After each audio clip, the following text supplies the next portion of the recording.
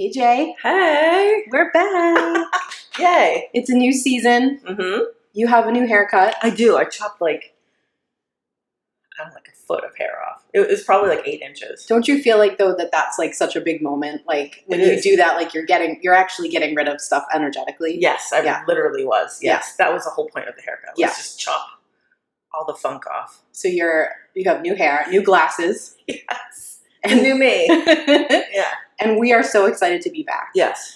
It's so good to take a break from things, but to me it's so telling when you're so excited to go back to it. Yeah. You know, sometimes you take a break and you're like, I could never do that again. I do know that feeling, actually. Yes. With the podcast, I really couldn't wait to be back, honestly. And I think people are ready. I think so. We've been getting a lot of messages. Yeah. And when I posted that last week's was the last replay, that got a lot of engagement. Yes. So here we are. Here we are. We're back. We're back. I thought today we would talk about some half-truths. Yes. In our industry, I always struggle to name our industry because I want to say like self-help, spirituality, but like none of these actually fit the real title. I know. It's a hard one. So I'm just going to say life, half-truths of life, living your life. Yeah. If you're a fan of this podcast, you know the kind of life you live. Right. Half-truths. And I think over the summer, you and I had a lot of conversations of like, oh my God, look at this sketchy TikTok, or look at this thing that's being promoted as like a cool thing. And we had some people ask us to talk about one of these kind of toxic-y half-truths specifically. Yeah, like I almost called for like a summertime episode. Yeah, like pop in. Yeah. But I didn't do that, but like it's been coming up a lot. Yes. So I think that this topic could be many more episodes. Right. Because there's a lot of stuff. So if there's something that you're seeing and you're like, I want you guys to break this down or talk about this, send it to us and we'll do more of this, because I feel like I spend a lot of time in the wild, like trying to gently correct people when they're talking about these things. Well, it's funny that you would say that. Is it? Yeah. Because I worry about, I mean, we can get into it, but like I sometimes, me overthinking. No. I worry a little bit that like everything that we talk about is like criticizing everything. Yeah. And I don't want to come off as like sort of like the bitchy girls who are just like we're here to bash all the stuff you like. Everything apart. Right, exactly. We're just like bad times. Like I don't want to be portrayed as that, but like I think that unfortunately in this community, whatever you want to call it, there are a lot of half-truths. There's a lot of sort of like gray areas that get a little bit dicey. Yeah. And we need to talk about them. None of the stuff that we're going to talk about today is us going, this as a whole is a bad idea. Right. It's sort of like what I think our purpose in this space to do is to like right the ship. Correct. The ship itself is a good ship. Yeah. But it went off course over there. Well, and it's in murky waters. Yeah. That's the problem. Like we're trying to like be intuitive and like be listening to ourselves and be healthy and mentally fit, but we're doing it in this society. Yeah. That is junk. It's literally like falling apart around us. Yeah. Yeah. So we're righting the ship.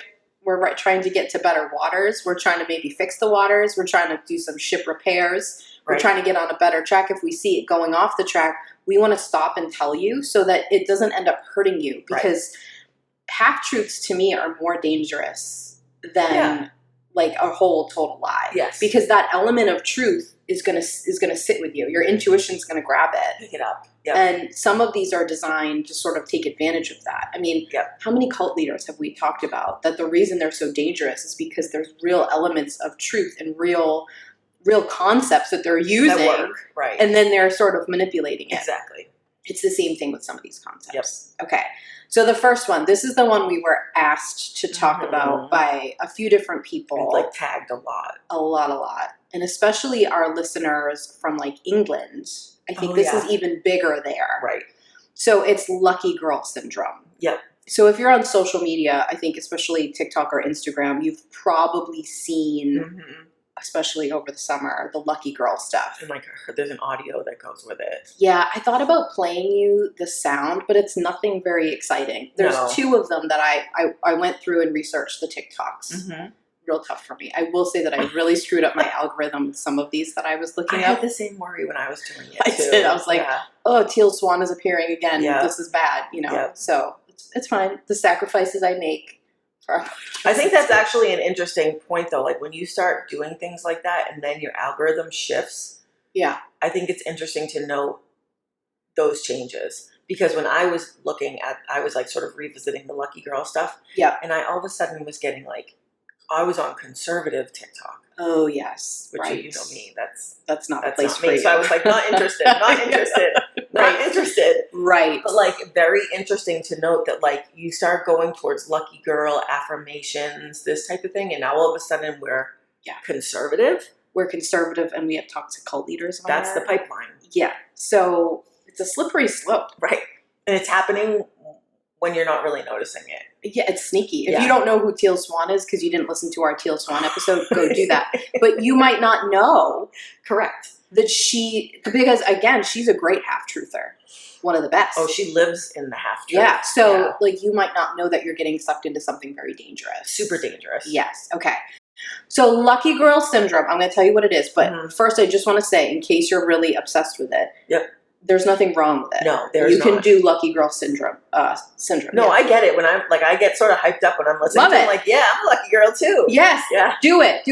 But you're just missing a part that is really important. And if you don't include it, can throw you into a place of shame because there's an element of toxic positivity here if you're not careful. Correct. So I'm not destroying lucky girl syndrome for you. I'm just giving you like a little asterisk and something to add. Yep. Okay. So there's the lucky girl is like it's sort of like a Valley Girl-ish sounding girl. Do people still refer to that accent as Valley Girl? Kardashian. I think it's more like they call it like the LA vocal fry. Okay. Yeah. Just hit the mic. Yeah. I'm so excited about it. So it's sort of in that tone a little bit. And she's just talking about like how she's just really lucky and like things come to her easily. Mm-hmm. There's also an audio that's used that's an Abraham Hicks audio. Yes. Which is a great one about, I'm lucky, things flow to me. I will say, if you actually listen to the entire Abraham Hicks audio and you look at the work that goes with it, that's not toxic. But if you don't know the rest of that work, you just take this little segment, you're missing something important. Right. Okay. So I thought I'd break this into here's the truth and here's what's missing. Okay. See what you think. Okay. So the truth about doing the lucky girl things, repeating that you're lucky and things just come to you easily and that you fall into luck all the time. Right. These are affirmations. Yes. Affirmations work. We have a whole episode on those. We do. Yep. That happens more. The more episodes we have, the more we're like, oh, so we have a whole episode on that. It's really fun. Okay. I do feel like affirmations are how a lot of people like get into like the work. Yeah. Right? It's like you start with like, oh, an affirmation can help me, and then you're meditating, and then you're in a yoga class, and then you're using crystals and essential oils. Like, it's sort of like a gateway thing because affirmations are so easy. They're so easily accessible. And they're and I'm not, that's not a criticism. I think that's a great thing about it. Exactly. They're also like everywhere. Like, people call it prayer in religion. Correct. There's so many, even like if you go to a businessman seminar, yes, they're doing affirmations. They are. They're probably calling them like positive statements or something. But exactly. like it's a really good thing to do. And if you add the visual element, which this encourages you to do when you watch so many of these TikToks, that's visualization. Excellent. Do that. Your brain and your body react to whatever you say and think. Right. Always. Okay. So I have a few examples for you. Okay. The first, I've said it before on the podcast, but it's my favorite to just show you how your body reacts to what your brain says, whether or not you know it's true. Right. It's the lemon. Yes. Okay. So if you just picture right now that there's a lemon in your mouth, all of a sudden you're going to notice that you start to salivate. Right. There's no lemon. I'm tricking you, but your body is reacting to a lemon. And that's how your brain works. That's how your brain works, but that's also energetic. Yes. Okay. So all of a sudden you're like, oh, I'm reacting as if. Okay. Right. So if you're acting like luck never goes your way and everything is always crap for you and like you have a good day, but you know the next day is going to be a bad day. It's going to be true because you're going to call it in. Yes. Now, when we get to the part that's missing, I just want to say the bad things that happen to you are not your fault. Please don't read that statement that way. Right. But you do project that out and call stuff in. Because you believe it, just like you believe there's a lemon in your mouth. Exactly. You believe that bad things are going to happen. Yes, you're reacting to the statement, there's a lemon in my mouth. So you just react energetically, physically, mentally. Right. Your brain goes, there's no lemon. But your body's like, we better send some saliva. Yeah, exactly. You know what I mean? Right. So that's what happens. Right. The purple car exercise. Yep. If I said to you, I want you to notice purple cars, you would notice so many purple cars. Everywhere you went, there'd be a purple car. You can do this with anything. If I said, notice how many people have on a red shirt, it does not matter. All of a sudden, everything you notice is a red shirt. And you just see it everywhere, and it comes to you, and you just like call it in because you're focused on it. Yeah, it's just awareness. You're aware of it, right? Try it. It's crazy. You're thinking, there's not that many purple cars. You'll see some. Right, and you'll find every terrible spot of your life if that's what you're focused on. Yes. Right? Okay. The other thing that I do, and this was one of the first really learn to manifest exercises I ever did. So I've been doing this for a very long time. I'm talking like early 20s, is that no matter where I go, I call in the best parking space ever. And I fully believe that I will get it. Yes. And I always do. Yeah. To the point that if I'm the passenger in the car and someone's spot isn't excellent, they're like, I'm sorry to me. Because they know they didn't call it up. And I know that sounds really silly, but like if I go somewhere and for some reason I don't get a good spot, I'm like, whoa, what's going on? It's like a gauge for me of like something's off. Yep. Yes. I just really do believe it's easy to believe that you can get a good parking spot. There's no consequence really. I'm able to walk if I don't. Like, do you know what I mean? Yep. But these things are incredibly effective. Same as if I said like, all right, Jamie, go up and give a speech to those people over there. Even if you're nervous and your armpits are sweating about it and your belly hurts a little. Yeah. If you are saying to yourself, I'm going to nail this. I got this. I'm nervous, but I got this. Right. You're going to have a much better time than if you're like picturing yourself stuttering or puking on the stage. Like the energy you bring to that and the state you're in is affected, and the likelihood of you doing a lot better is a lot higher. Exactly. All of these things work. So saying and repeating that you're lucky, good idea. Yep. Okay. Here's what's missing. You aren't changing your actual beliefs. Correct. Okay, so the thing is, anything that you want that you don't have, there's some sort of misalignment. It's not your fault. No. There's nothing wrong with you. No. It's just life. So if you're like, I'm so lucky, everything always goes my way, but in some element of your life, you haven't shifted a belief around that, it's not going to come, and you're going to start to get frustrated. Because if you just start doing the lucky girl affirmation, some great stuff's going to suddenly come flying at you, and you're going to be like, this shit works. Yep. Great. And you're going to keep doing it, and you're going to spend like a week of your life on a high. Yep. But that second week's going to roll around and you're going to hit the low, because you're going to see the stop. You're going to see there's only like this level of stuff I can get. Yeah, you're going to plateau. You're going to plateau, and then you're going to get frustrated, and then you're going to blame yourself. Right. Because like we always say, like you have to do the work. Yes. And that is like realigning and readjusting your beliefs and your vows and the fears that you have. Yes. And like, no matter how many times you say, I'm lucky, it's not going to convince your ego that some like trauma in your childhood didn't happen. It's probably going to spark it, actually. Right. And that like, you didn't write this vow about like, I mean, how many times have we talked about my issues with abundance? Yeah. That it's like not safe. Right. To like have money, to have a lot of money. Like I wrote in my story, it's not safe. Yes. So no matter how many times I say I'm lucky, and I allow abundance into my life until I work on those things. Right. Which we've been doing. Yes. For a long time. Well, you're going to always have to work on those things. Right. Yes. But like no matter, like until you start doing that work, the lucky girl stuff can only go so far. Yeah. There's like this, I've coined this term called lucky girl burnout. Yes. That's a good one. Because trademark. You get that high at the beginning, and these things start flowing to you because you did open something up, right? It's like turning on a faucet, and all of a sudden you're like, whew, Well, and you also, a lot of us, when we start doing this stuff, we're getting like little glimpses into how fucking powerful we are. Yes. Like a little taste of the magic, of the Yes. intuition, of the witchery, whatever you want to call it. You're like, oh my God, I just did this. I'm a badass. Yes. Look at what I can do. Right. And so you start to open up. And so then that energy, that powerful energy starts to bring more in. I'm telling you, it's beautiful. And you ride that high, but you're a cyclical being. Right. I don't care how evolved and how much work you've done. You're going to then go down and then you'll come back up. Right. But on the down, you're going to feel really burnt out if you don't understand why you're hitting the down, because just like the moon being cyclical and having more light and less light, like that's how you're operating. Right. So when you're hitting the down, that's the opportunity to go, what's going on here? Yep. What kind of stories might I have? What kind of vows might I have? And invite the fear in. Yep. Right? Like we have this thing. You know what drives me crazy in our culture where we're like, fear is bad.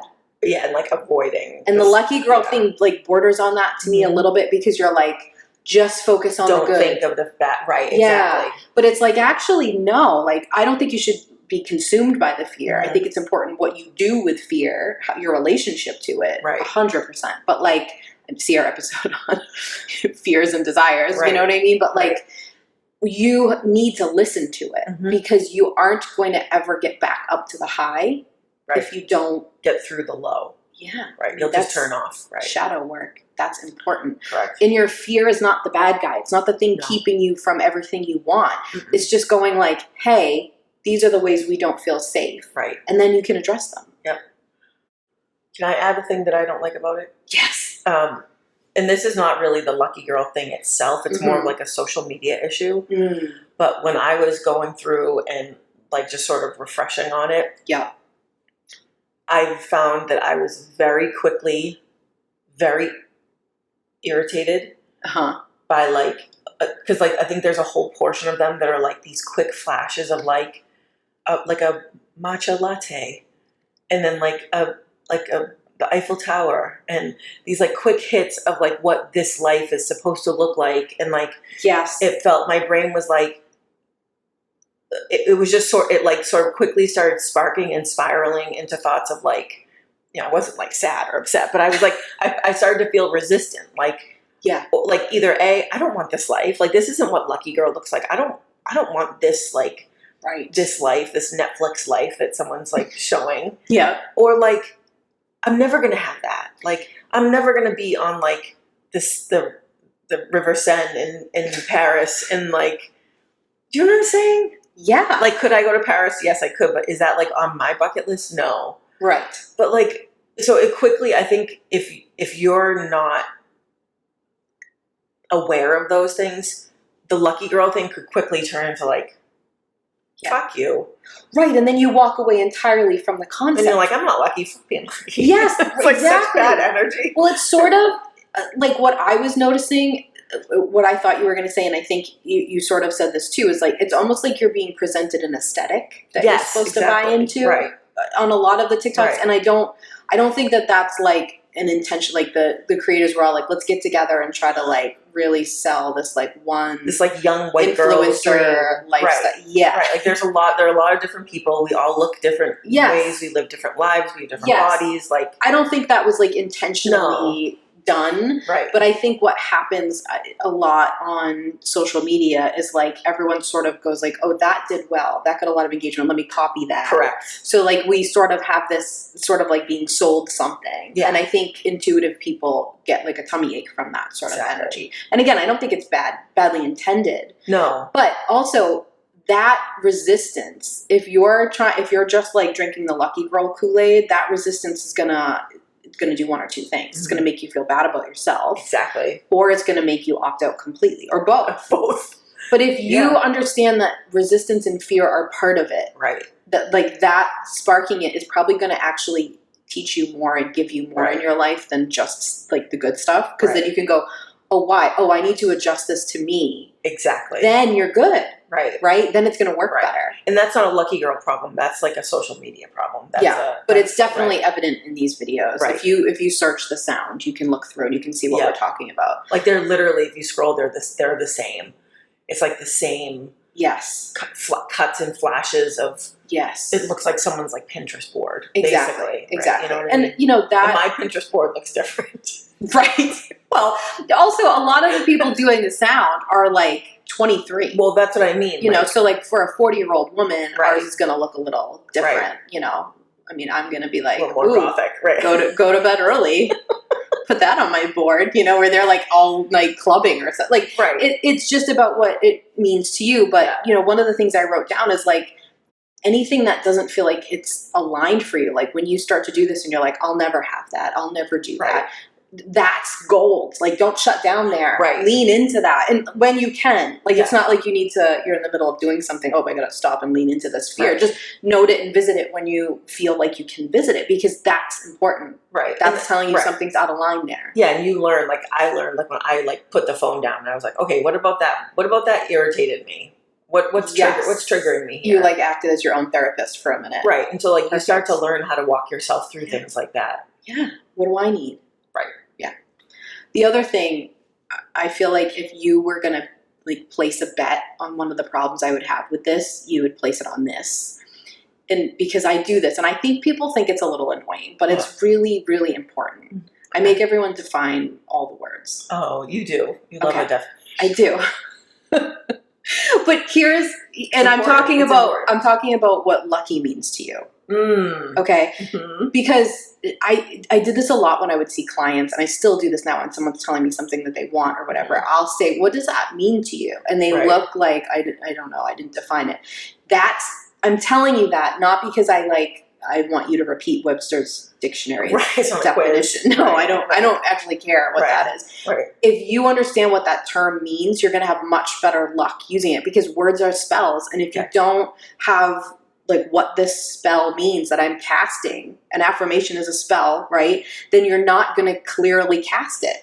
Yes. It would be like, Yes. I want to cast a spell on Jamie, but I don't say what kind. Could be anything. Right. You know what I mean? So like, well, how do I want to cast a spell on Right. her? So it's like, you have to sort of define these things. And I don't think a lot of people have sat and thought like, what does lucky mean? And I think that was sort of my initial resistance to it. Was, to me, lucky feels random.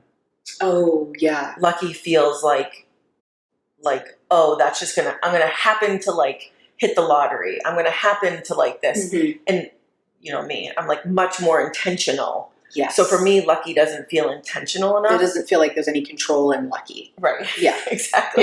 Yeah. Or like that.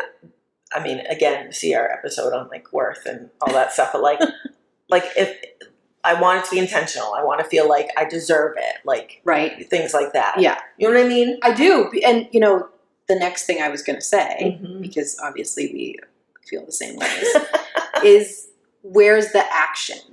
Yes. You Right. have to have an action. So let me take a slight step back for a second.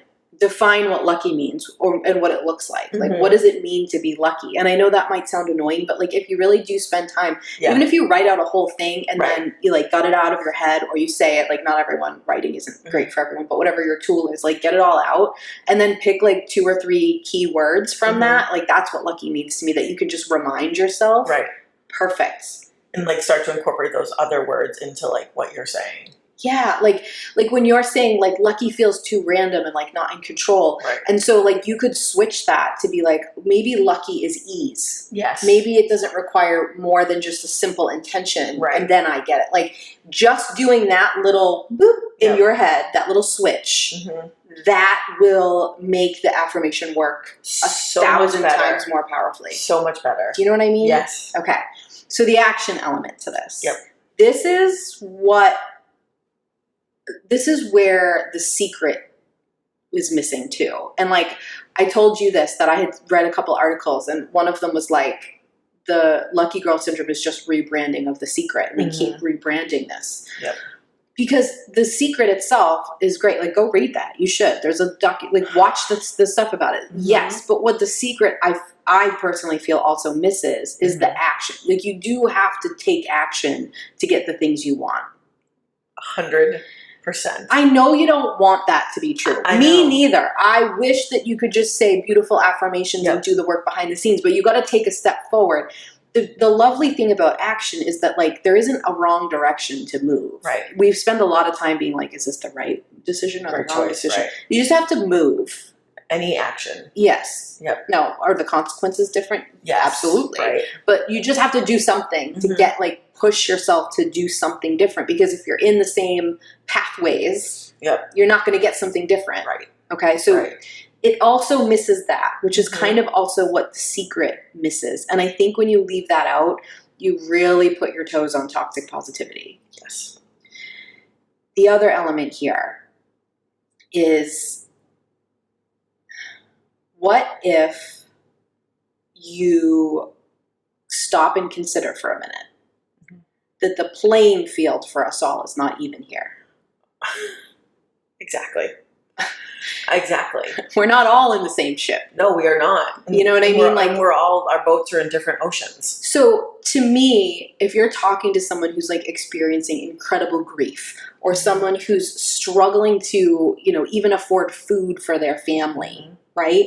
And you're like, oh, just say this lucky girl mantra. Right. Or you're a person of color in a white supremacist society. Yeah.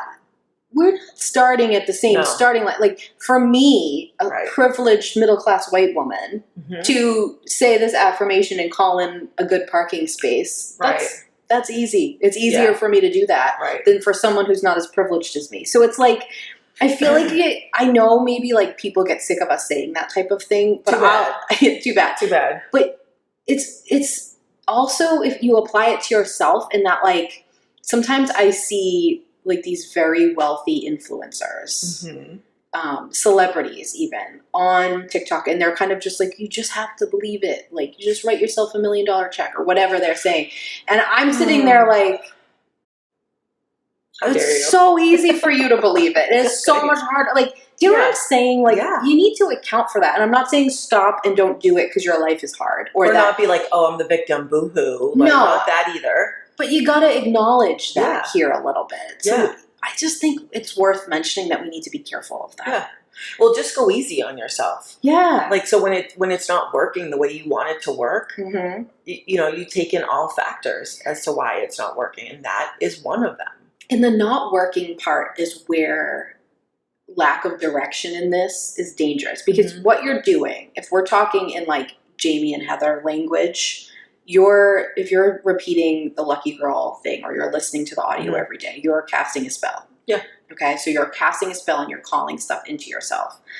And so if you aren't putting like careful boundaries and guidelines around that, you're calling in trouble. Yeah. Okay. So what you want to do is make sure you understand that at some point you're going to start to feel shame while you're doing this work. I don't care how good you are at it. I don't care how great your matcha latte aesthetic and overnight oats are. Like, you have to, like, you're going to go through that element. Shame is an important feeling. It sucks. I hate it just as much as everybody else, but it is a part of anything that you're doing. You're going to face you process, right? Yeah. You have to process that shame where it sits. And the more you care about your own character, the higher the standard you hold yourself to, the more shame you experience in your life. Right. It's not because you're doing something wrong. Right. It's just because you hold yourself to a very high standard, probably because you're super empathic. Right. And if you're listening and you're like, I don't feel shame a lot, I think it might sound different in your own head. Yeah. Like for me, shame is like, oh, you suck. Yes. You suck. Like why can't you manifest this? You like, oh God, I just suck at this. Yes. That's shame. Like, yes. You're sitting in shame. Yes, I'm so frustrated with myself. That would be like my term, which just means shame. It's just like frustrated is like a little safer, right? Like we all, it's a little healthier.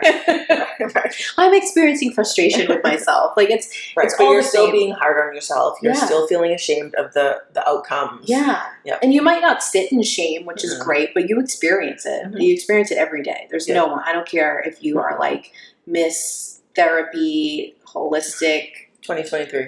USA jangly bracelets, like you do, right? Like everybody does. Right. We should get a sash that says no, that. thank you. Yeah, I'll make you wear it. But the thing is that if you're doing this and you're if you don't have the action applied, if you don't have the expectation that shame is going to come in, or your limitations and resistance and things that aren't in alignment are going to come flooding at you, then you're going to go, well, what's wrong with me? Because I should just be able to say this. And it's working for everybody else on TikTok. So in what's front of the Eiffel Tower. Yes. Yes. Then you're going to now spiral into like failure, shame, guilt, and you're going to get stuck. And if you don't move through that, if you don't figure out what's going on and move it, then every time you open TikTok and you see it, you're going to be like, yeah, like I suck. Like I can't, these guys got it and I can't do it. Like, and you're going to opt out, which is also a mistake because this can work. Right.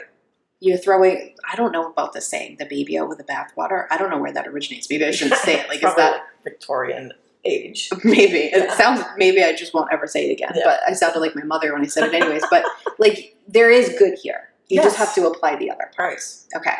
I think we should take a quick break. And then I have two more big ones. One is the one that I see in the wild so much. Okay. And another is a TikTok. Well, it's inspired by a TikTok. I see it everywhere also, that I sent you with no context. And you like immediately texted me like, excuse me, what is this? So we'll be right back. Okay, Heather, this is not a TikTok. Wow. I know. This is just, well, I mean, it really, you could find it on TikTok. I'm sure. But this is real life. Lately, I've been obsessed with, I think both of us have been obsessed with, unmasking. Yeah. And listen, let's be honest, this could, like, we need to rein it in here because this could be like a full, not even an episode. This could be like a series. It could be like a 20-part series with how obsessed we are with it. But what I just want to specifically speak about is how we were talking about, this is a TikTok actually. I knew there would be a TikTok involved. About how, like, when you start to unmask, and this is stuff that you work with your clients on, myself included, forever, is that, like, when you start to do the work, and you're healing, you're inevitably going to be faced with some funk. Bullshit. Some shit. Yes. Right? And so I worked really hard this summer to, like, start to unmask, like, from my ADHD and my people pleasing and my anxiety and, like, really just starting to try to, like, just be more of myself. Yes. Because it's exhausting, quite frankly. Well, I also, you just, like, sold yourself very short in that statement. I'm not going to stand for it. You've been doing so much work on being comfortable with who you are, removing some blocks and, like, people pleasing and, like, all of this stuff that you have been working on of, like, being able to have great boundaries and just be yourself in front of people. Right. It's not like you just were like, I'm going to spend the summer dropping my mask. Like, you really did do a ton of work on this. I've been trying. Yeah. I've been trying. And, like, I think that the unmasked version of me is actually, like, funnier and weirder and, like, more fun to be around. Every time you're like, oh, I'm going to let this part of me show. I'm like, that's my favorite part. Like, Angry Jamie, if you guys have probably never seen her. I've seen very few people. She is literally, like, she's ragey and it's so good. Maybe if the only time you probably ever saw her is if she was in traffic near you, maybe. But, like, it's great. Like, hold your boundaries. Like, just not having to, like, always accommodate every single other person. Like, she's spicy and snarky. Thank you. Yeah. I take that's a compliment. I love that. It is a compliment. But it's, like, become such a thing in our house that my husband is like, all right, why don't you put that mask back up? and then I go, never! Like, I'm never masking again. Too bad, everybody. And obviously you need to mask sometimes. Like, you have to be polite. Like, there's certain, like, social norms you have to, like, adhere to sometimes. Like, I get that. Yeah. But beyond that, you're like, oh, this is great. I'm feeling more like myself. Like, this is okay. And then all of a sudden I was like, why can't I, like, get my shit together? Where's my motivation for everything? Why is my inbox so full? Yeah. Why do I have all these messages I haven't responded to? Yeah. And I'm like, oh, because the fucking motivation for me to do all those things was, like, the people pleasing, was the masking. Yeah. Your desire to keep yourself safe and by looking a certain way and to not let anyone think badly of you, like, controlling the perception of yourself was motivating you. It was giving you the energy to do that stuff. So when you released it, you didn't reset yet. Right. Totally normal, right? You haven't reset yet what the mode, like why? Right. What's the intention? Right. So you sit there and you're like, what's wrong with me? Right. And I didn't know that my like people pleasing, like anxiety was basically managing my ADHD.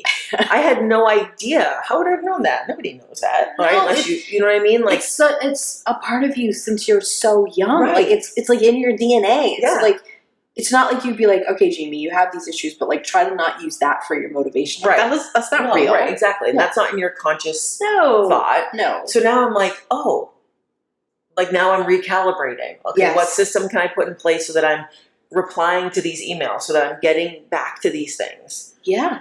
Somebody took a lot of the tools out of your toolbox. Right. Those tools were hurting you. I took them out. Yeah. Yes. Right. You know what I mean? Right, but they were hurting me. They weren't. Yes. I was exhausted. I was sick. It was So you gotta yucky. get new tools. Right. Yeah. So I think masking is something you hear about a lot. Yeah.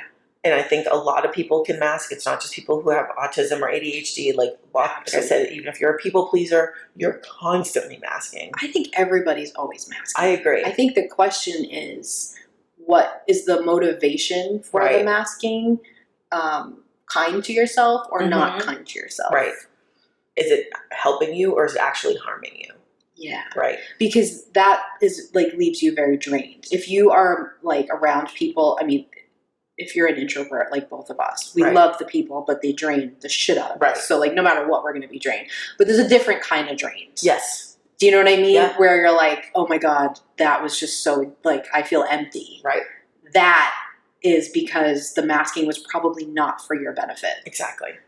But there is masking that is good, like Yeah. being in a certain state. There's an Yep. episode on state, like go Mhm. listen to it. Like that can be good. So I Yeah. think it's important to look at, but to also realize that, like, same as we talked about with the lucky girl syndrome, like that's the part people don't talk about. Right.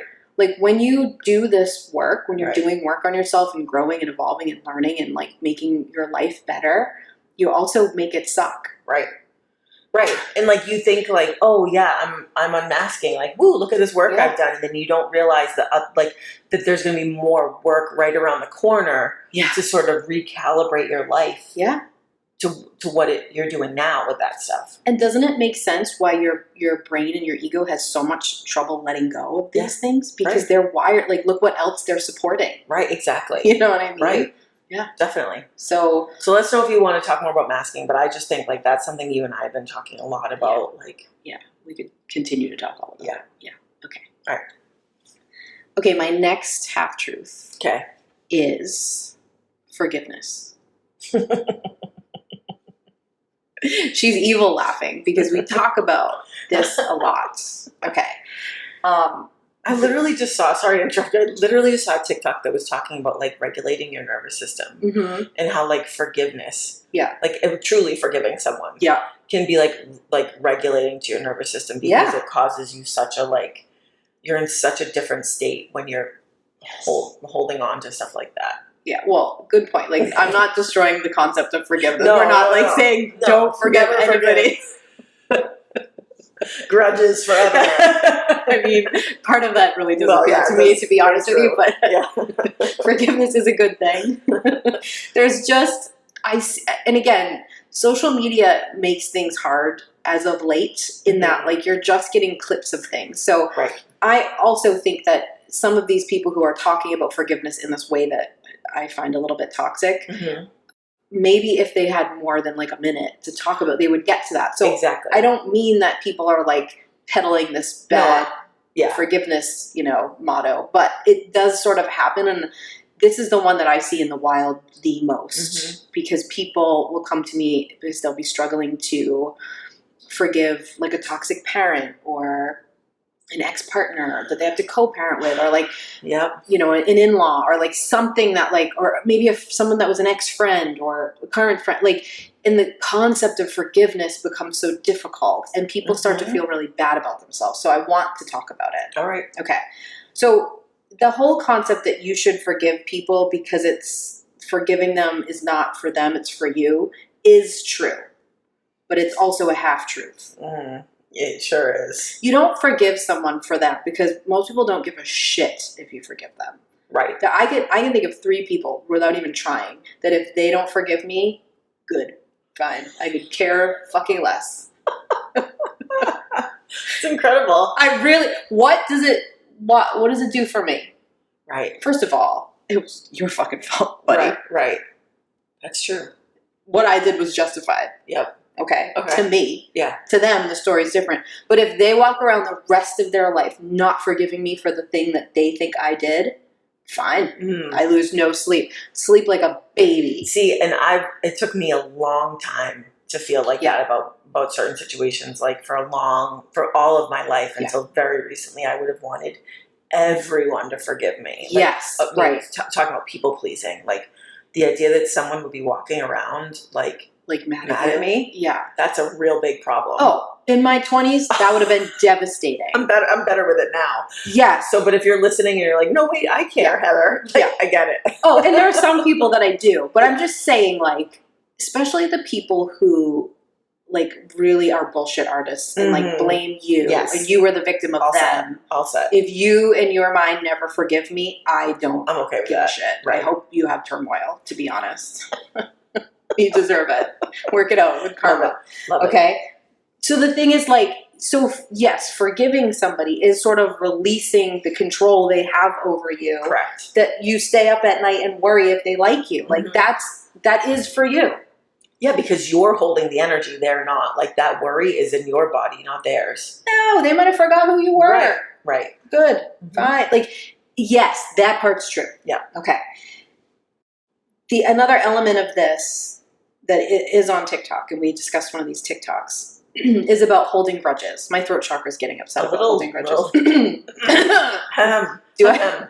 Yes, I'm holding some grudges. Yes, I'll take some time later to look at them. I can't even say it without clearing about it later. By journal, you mean markable? Yes.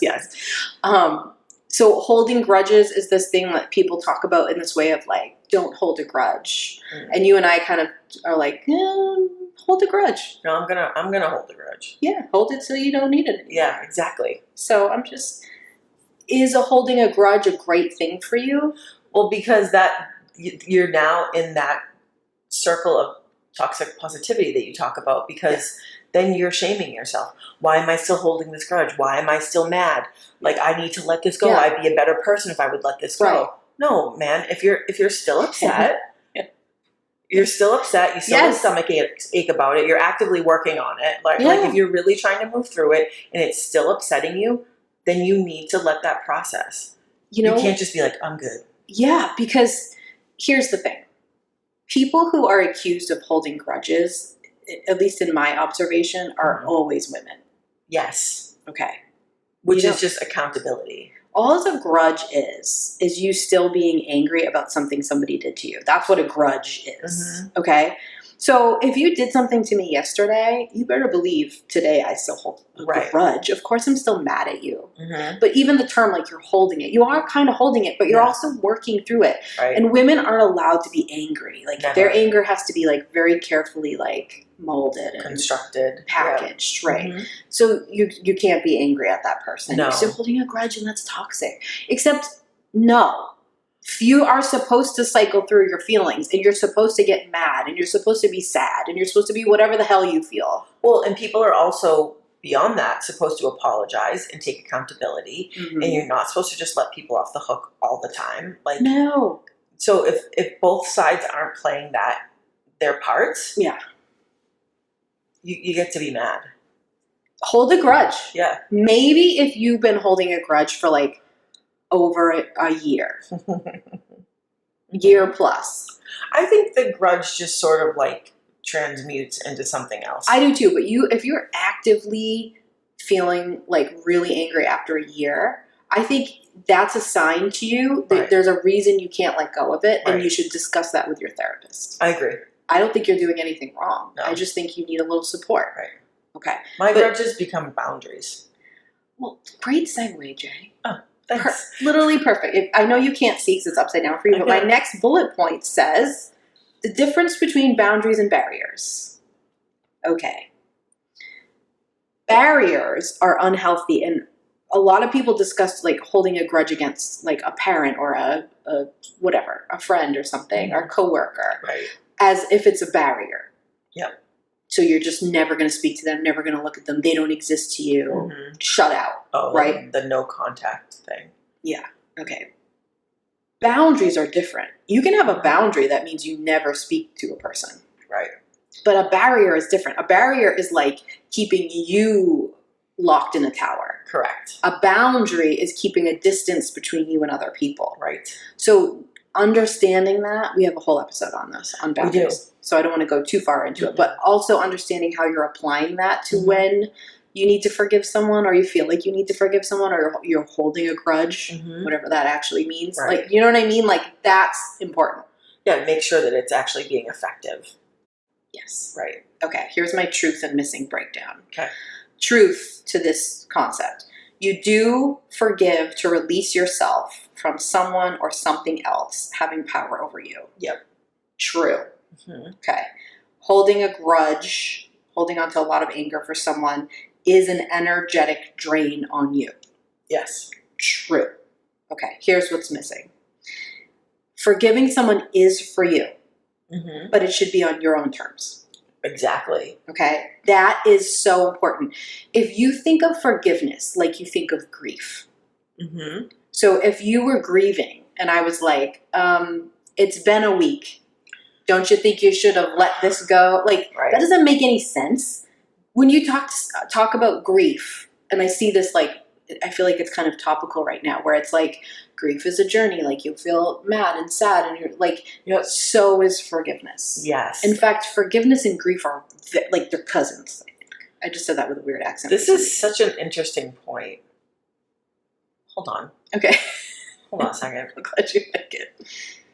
I think it's very interesting, and I think that maybe the difference is that the grief that you're feeling about the other person is dead, or they're gone from your life. Yeah. Right? So it's just you. It's you feeling it of yourself. The forgiveness is generally about other people who are living, and so people feel like they have more of a right to say something about it. Yeah. You know what I mean? I do. Like, oh, you're messing up Thanksgiving. Because you won't talk to so-and-so. Right. Because you're holding this grudge. Right. Or, you know what I mean? Yes. So, but like if someone's dead, yeah, then you can't say, yeah. Well, I mean, actually some people do say get over it. Some people do say move on. That's well, happened. Because like, in grief, their forgiveness is part of the cycle. Right. You know what I mean? Right. Like, if you energetically, for our listeners who can like feel, sense, or see energy pretty easily, the energy of grief and the energy of forgiveness are very similar. They are. And so the experience of them is also very similar. And they're going to be on your own time.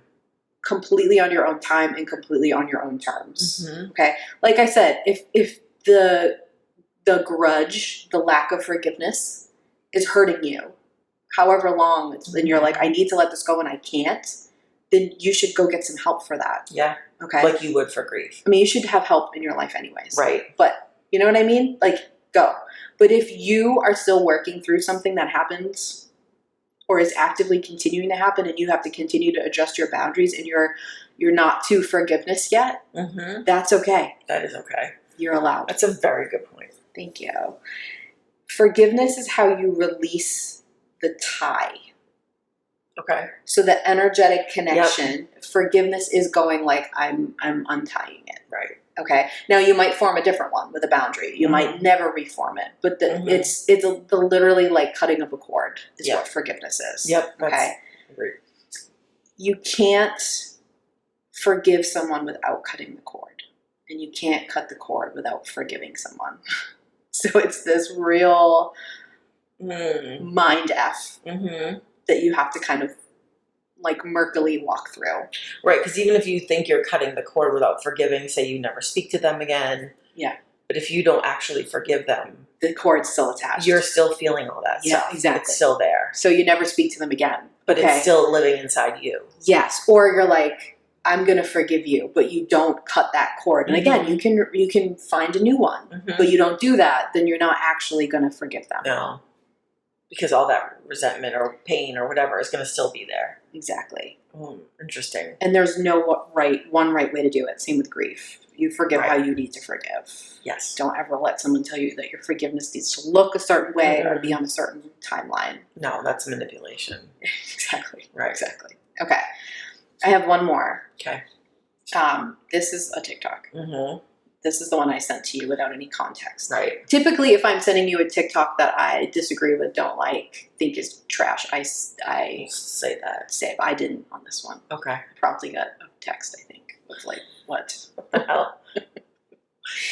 So I was going to play it, but then I just didn't even want the energy of it to go out because I do not like the energy of this, and I do not care for the creator of it. Okay. But you could find it if you Googled the words. It's this concept so she kind of pops in and she's like, hey, just wanted to remind you that nothing is real and you're just attached to your own bullshit. So privileged. It's so privileged to say something like that. Yeah. And so dangerous. And there's an element that's right, which is why it's so dangerous. Right. You know what I mean? Well, can you clarify a little bit? Like, what are you talking about? Like, yes. You're going to say that's people who have like legit mental illnesses that they're working through and tell them they're just attached to their bullshit? Yes. It's too broad of a statement. It's way too broad. Yes. Okay. The truth of this is that you are attached to your own bullshit. We talked about that. It might be motivating you to get stuff done. Exactly. You are, of course, attached to your own bullshit. Right. But we'll get to this in a second. But by bullshit, you don't really mean bullshit. You mean fear. Yeah, I was gonna say it's your bullshit for a reason. You, of course, are attached to it because you created it. Right. And the stronger of an impact it has in your life, the more important it was to your survival at one point. Right. So, of course, you're attached to it. Yes, that is true. And in order to get rid of it, you have to understand that that's what happened. Mm-hmm. Now, also what's true is that you are the creator of your own reality, but to a point. More on this in a minute also, but like you're not the only creator of your reality. You're just one of them. Correct. Okay. So also your bullshit is, quote fingers bullshit, is getting in the way of what you want. Yes. Of course. Also true. And that's literally the purpose of it. It's literally like it's why you created it from it. Yes. Right. Yes. Okay. All of those things are true. With asterisks. Yeah. Okay. For the missing part, the first word I wrote was gross. Yeah. Just wrote the word gross because it is gross to me. The amount of privilege connected to the statement. I think it's nothing's real and you're just attached to your own bullshit. And the fact that you could just kind of say it without any other element to it, you're really going to do some looking at yourself if you're kind of projecting that out into the world, in my opinion. Well, yes. James getting fired up. I think I just have like a real hair trigger for like these influencers or like coaches or like whatever they're calling themselves who come in and they sort of drop these bombs, right? These like truth bombs you're dropping on everybody because you're looking for engagement, you're looking for clicks and likes, you're looking to like get new clients. I get all that. But like, I think the tide is turning on that where people used to see things like that and be like, oh my God, you're right. What can I do to fix this? And now people are like, you know what? Fuck you. Yeah. Like, I see this every time I'm on social media. Everyone's telling me everything's my fault. Like, enough. And to your point, like, and what do I do about it besides buying your $5,000 course? Like, you're going to tell me everything's my fault. Everything's because of my own bullshit. Yeah. And I'm supposed to just scroll away or completely invest in your thing. Well, because listen, there's nothing wrong with a great clickbait tagline that will sell your program. Right. There's nothing wrong with that. What's wrong with it is that you're using shame to do it. Right. You're trying to be like the Jillian Michaels of the spirituality world. Like you're gonna, shame people for, eating and make them run on a treadmill for 100 hours and call them all kinds of names to get them to do something. Then you're like, why doesn't that work? Or the Sean Whalen, which by the way, I have to say this is how my intuition works and we're just gonna roll with it. If you're still following Sean Whalen, stop it. I saw a Facebook memory of mine that I shared something that he wrote literally like 12 years ago. Oh God, did it give you a bellyache? And I was like, oh my fucking God. I deleted it from my Facebook memories. Yeah. But it's that type of energy. Like, get up, start your morning, like, stop buying your own bullshit. Like, these whole, like stop bullying me. I love the Jim Bro voice that you use. Well, that's how, like, it's that, or it's some, like, white lady with, like, you know, like, a cup of greens in front of her, like, her juices in front of her. Like, yeah. I get that I'm being super niche about it. No, but I think right. you know what I think people listening know what I mean. And I think that we've had it. Like, I can feel that building. Yeah. But, like, don't be tricked by, like, these motivational people who are just sort of, like punching you. Yes. In 10-second snippets. Yeah. Because it's not going to help you. It's frustrating because I know a lot of people, and I know a lot of them are listeners of ours, who are, like, coaches or therapists, or, like, they're out in the world, some kind of practitioner, like, really trying to help people and, like, really trying to make it in a really difficult business. Right. And then the people like that get all this, like, clickbait and attention and people buying their stuff. And, you know, you're like, I don't want to shame people into doing this. And so it like sucks that it works. And I know you're going to be mad, not you, but some of the listeners are going to be mad when I'm saying this. But, like, a lot of those people actually have, like, very clear, traceable ties to white supremacy. The bad people. The bad people. Yes. Like, the shame people. Like, the influencers that I'm talking about, like when you start to look into them and you look at who they're following, who they're taking photos with, you're like, oh, this is white supremacy. Like, you're way further down the pipeline than I thought. Yes. And then I look and I see who's following those people, and I'm like, oh my God, all these people I know are following this person. I know. And they don't know that they're following, like, a white supremacist. White supremacist. Yes. The patriarchy is sneaky. It's so subtle. So you have to keep an eye. Right. Okay. All right. So I pulled us down. I just got to say, the pipeline is alive and well. It is. Unfortunately. And it's using things like this. Okay. So I said this before, but I'll say it again. The playing field is not even.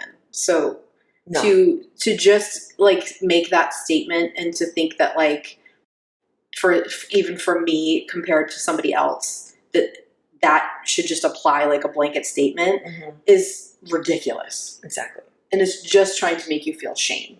And I hate that. Like I said before, you are one of the creators of your reality, but you're not the only one. Right. Okay. Yes. Do you create your reality by, like, how you think and feel, and are we in a matrix and is time an illusion and all that? Yeah, absolutely. Can't talk too much about time or Jamie will just leave the room. Yeah. But also, you aren't the only creator of and to just be like, all the bad stuff that happened to you is because you didn't create a good enough reality. Like, no, that's not it. And that's bullshit, and it's garbage, and it's you see it in, like, very toxic cults. You see it in religion. You see it in spirituality. You see it everywhere. And you see it in, like, health. Like, I will yell. You hear it when you go to the doctor. Yeah. I will yell forever. No. Yeah. No. Right. No. I'm not the only creator. There's a lot of other people having an effect on my life. Right. And even if you were saying, like, I'm the creator of my life, like, I release all this bullshit. Yeah. You still live in a society that ascribes to all of that bullshit. Yes. So unless you're willing to literally, like, go and live in a cave somewhere where you're not touched by any of it, you have to acknowledge that. Yes. You have to acknowledge that, like, the societies, the cultural norms, like, everything that we're living under, you have to acknowledge that. Absolutely. Because it's the height of privilege to be like, well, you know, all this stuff with, like, racism and all the healthcare problems that we have, and, you know, all this, you know, stuff going on. It's not a part of my reality I'm creating, so I'm just going to turn away. Well, right. You're sharing a reality with everybody. And so, like... Well, to be like, I don't see color. Like, that doesn't bother me. I love everyone. Well, you live in a society that very much sees color. Yes, because you're not the only creator of your reality. Everyone else's reality is spilling all over your stupid reality. And you have to care about other people's realities. You have to care about the realities of trans people and women. Yes. Yes. women in the South who can't get medical care. Like, yes. you have to care about everybody. You can't just be Yes. like, that's how it becomes toxically positive, because then you start to become like super self-centered. And you start to blame the people who are victims of something. Right. Because they didn't, why don't you just create a better reality? Exactly. Right. We're forced in this reality. Mm-hmm. So it's not right. Also, all the bad things that happen to you are not a result of your own shortcomings. No. I will not stand for that ever again. Bad shit happens to everybody. And again, the playing field is not fucking even. Exactly. So it's more devastating to some people when a bad thing happens than Yep. it is to other people. Yep. So. Agreed. Okay. And then the bullshit that she's referring to is not bullshit. No. It's valuable. It's real, and it is not easy to move. Mm-hmm. It's fear, and it's really important. No, it's not easy to move. No. If it was, we would all just be like Perfect. billionaire perfect Right. people. Exactly. Okay. I just have a few wrapping it up things I wanted to bring up. Okay. First, there's a Carl Jung quote that I like that Yeah. I wanted to say to you and see you react to. Okay. I'd rather be whole than good. Interesting. So I know sometimes there's like a little toxic element to like being Define whole. good. Yeah, and being good. But like, Right. I feel like if you're striving to be good, it's in other people's eyes. Correct. And I think you should want other Mhm. people to like you. Yep. Even if you don't want, if you're like, I don't care what people think of me, you're a liar. Right. You just might not care as much as someone else, but human beings are all wired that way. To care. Yeah. But whole, to me, like, it's not Feels so much in better. the sense of the end goal of being whole, but like, what else do I need? What kind of support do I need? Mhm. How can I get myself there? Is a better frame of mind than like good enough to have it. Right. And like talking about masking. Like if I'm masking all the time, I'm not being wholly myself. Yes. I'm not being fully, I'm denying parts of who I am Mhm. for someone else, or to like fit it, to assimilate better, right? Like, Mhm. so Yeah. I would rather be whole. I would rather acknowledge all the parts of myself, work on all of them. Yeah. Maybe rebalance how they work Yeah. together. Yes. You know what I mean? Like, Right. to be more functional. Right. I'd rather be that. I mean, it's a lot Yes. more work. That's a lot more work It sure than is. just being good. But it feels so much better. It does. So I just wanted to like propose that maybe you think about, is my intention behind this thing that I'm doing to be whole or to be good? And maybe they're different words for you, because whole is not the best word. I Right. agree. But like Right. the concept is what I'm more connected to. Gotcha. I also just want to say that as a society, we are still so afraid of shame. Yes. As soon as it comes up, like everyone's like, oh, shame. Shame is toxic and gross and not good for you, but it's also part of life. Like you also, like, You can't avoid shame. no, I mean, there's a lot of parts of being a human that I would skip. Most of them physical, that are gross. Yeah. Right? Like, Well, yeah. ugh. Yeah. Okay. But you have to. You have to do that. And shame is kind of like that for me. Yeah. Okay. I have a Brene Brown quote about shame, because she's the expert. in She my really opinion. is. So I Yeah. wanted to read it to you. Shame is the intensely painful feeling or experience of believing that we are flawed and therefore unworthy of love, belonging, and connection. Okay. It's the therefore part, because we're all flawed. Of course. But because of your flaws, that means X, Y, and Z. Right. We're not accepting that flaw. Yes. Right. So I know that's wildly unpleasant. Trust me. Mm. Been there, done that, taken some shame baths lately. Mhm. But what I will say, Yeah. Yeah. what I will say is, if you stop and go, why is this thing causing these things? Exactly. Shame will become a helper. Right. You're not going to like it when it shows up, No. but you're going to go, okay, this is going to teach me something. Right. And I'm going to be better after I move through this at my own pace. Yeah. Yeah. Shame. Oh, I like to think of shame kind of like anger, and that it's uncomfortable, and that like if you hold on to it for too long or for a reason that's hurting you, it can be toxic. But the actual like experience of shame, if you sort of cycle through it, is actually healthy. Yes. Okay. I always just like to say with shame to move through it. I wouldn't normally like sort of rush someone through an emotion. Yes. I'm more likely someone to just like sit in Sit something. that. Yeah. Shame, I would encourage people to move through it, because it is so low. Yeah. not low vibe. I mean, it is low vibe, but I know what you mean. It's low frequency. Like good vibes only, Jamie. Good vibes only. No shame here. Not that. But like, if you can actually measure emotions, like you can, like with you can measure the frequency of most things. Yeah, shame's the lowest. Shame is the lowest. It's literally like right. I've said this in another episode. Yeah. It's literally right above death. Yeah, it's so low vibe. Right. It's so like, let's not chill there. Don't hang there. No. But also don't go running from it.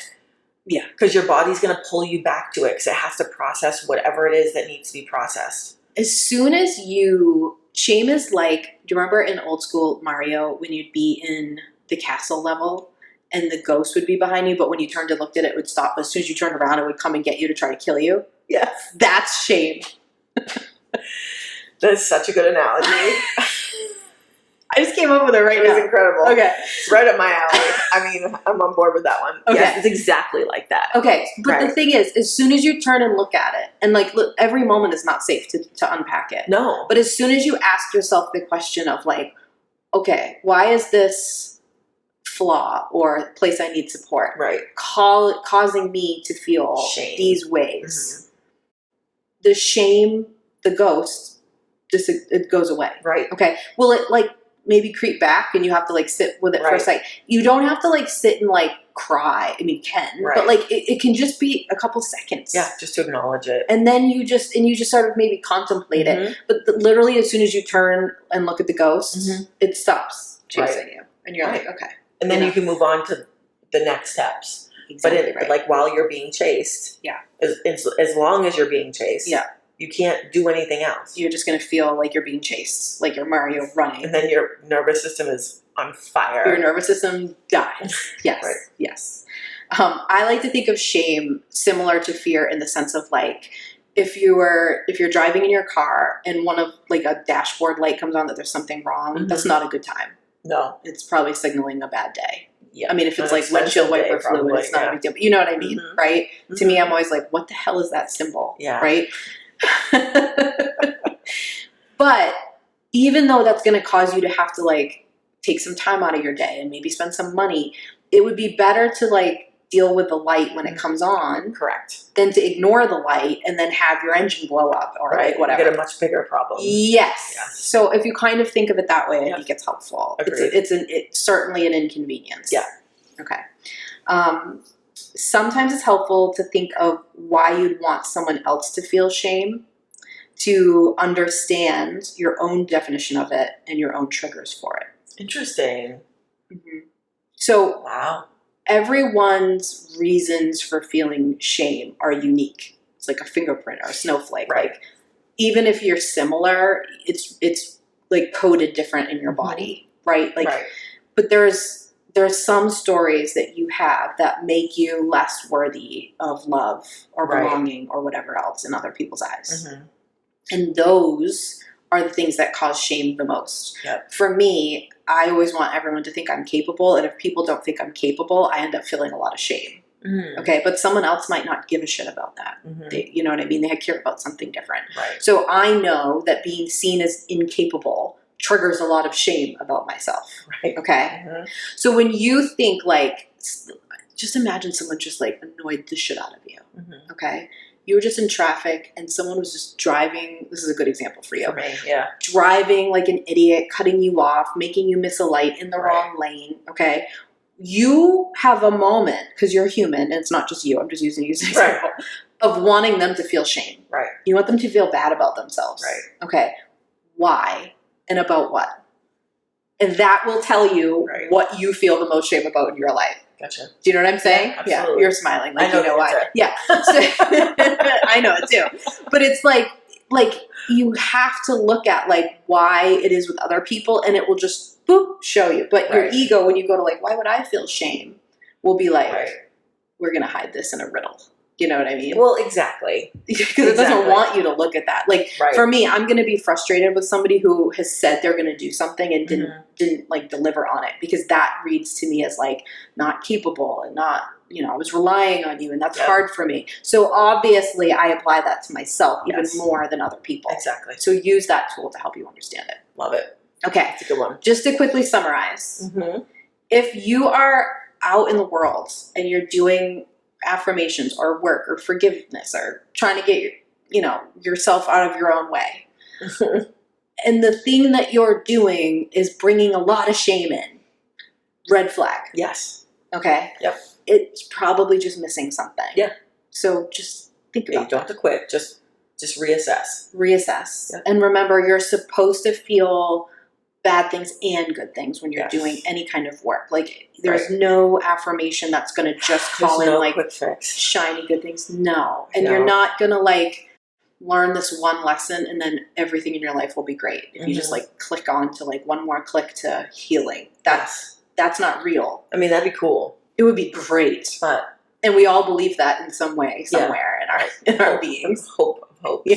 I'll just do this one class and my life will be amazing forever. Exactly. It doesn't work like that. I'm sorry, it doesn't. No. I didn't design it. But it adds to the toolbox. It adds to like the work you've done. Yep. And if you shift your expectations away from like that kind of stuff and to just be like, it'll just make things more enjoyable to do this. Right. And that's sort of like your intention, you're going to feel a lot better doing any of this. Yep. So I'd love to hear from the listeners if they've done Lucky Girl stuff, if it worked, run into forgiveness or get out of your own bullshit, toxic stuff. I'd love to hear about that and any other half-truths that you want us to unpack for you. I would love that. All right. I think we need coffee. Definitely. All right, let's go.